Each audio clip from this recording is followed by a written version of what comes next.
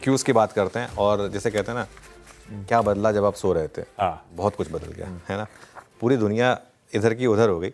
बाजार को 3 ट्रिगर मिले रात को जब हम सो रहे थे और सुबह जब हम उठे और जितनी देर में हम ऑफिस आए उसके बीच में।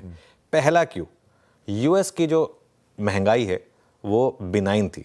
एक्चुअली जो कोर इन्फ्लेशन है ना वो तो एस्टिमेट से कम थी और उसकी वजह से डॉलर वीक हुआ।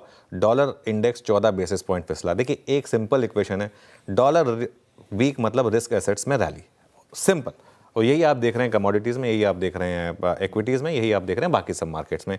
एशिया इसीलिए ऊपर है क्योंकि डॉलर फिसल गया। मेन चीज़ ये सबसे इंपॉर्टेंट क्यू, डॉलर इंडेक्स 14 बेसिस पॉइंट फिसला, उसकी वजह से यूएस मार्केट में रैली हुई। बाकी सब क्यूज़ को छोड़ दीजिए, सबसे इंपॉर्टेंट क्यू ये है। जब हम ग्लोबल क्यूज डिस्कस करेंगे तो उसमें और डिस्कस करेंगे और उसकी वजह से यूएस मार्केट में बड़ी रैली हुई। एक बार दिखा दीजिए जरा यूएस इंडेक्सेस को, क्योंकि just to put things in perspective. ये देखिए 2.5% नैस्डैक भागा है कल।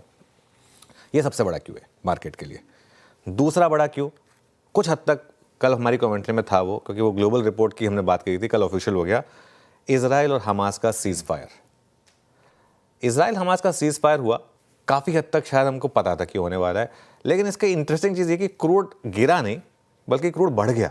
कल तो हम 80 के नीचे थे। ये एक कारण है कि शायद गिफ्ट निफ्टी उतना ऊपर नहीं है। अगर आज इसकी वजह से 78 आपको क्रूड दिख रहा होता तो ये गिफ्ट निफ्टी 132 वाला 232 होता। आई थिंक ये थोड़ा सा इरिटेंट रहा, क्योंकि कल हमने 80 के नीचे लेवल्स देख लिया था, आज हम वापस 82 पर आ गए। लेकिन ये रशिया फैक्टर की वजह से ये ऊपर आया। वैसे मेरा ये मानना है कि डोनाल्ड ट्रंप एक बार प्रेसिडेंट बनेंगे तो इस पर भी बहुत जल्दी डिसीजन होगा।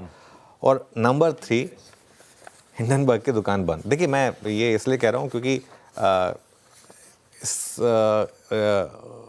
की वजह से काफ़ी हमारी मार्केट को प्रेशर झेलना पड़ा था, है ना। अब वो बोरिया बिस्तर बांध कर जा रहे हैं। इस पर मैं आऊँगा थोड़ी देर में, इसको डिटेल में डिस्कस करूँगा। इसको इसके लिए अपफ्रंट नहीं डिस्कस करना चाहता।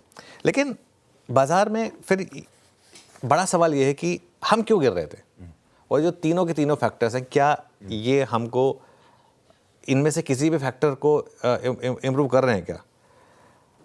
हम गिरे क्यों थे, इनमें से कोई भी कारण नहीं था जिसकी वजह से हम गिरे थे, ठीक है। लेकिन इशू ये है कि बाजार में सब कुछ जुड़ा हुआ होता है। बाजार में कई बार क्या होता है, रीज़न कुछ और होता है लेकिन रैली का कारण कुछ और बन जाता है।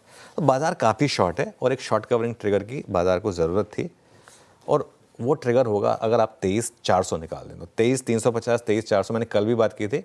23,350, 23,400 अगर आपने निकाला तो 23,400 के ऊपर, क्योंकि आज वीकली एक्सपायरी है, कॉल राइटर्स कवरिंग को आएंगे।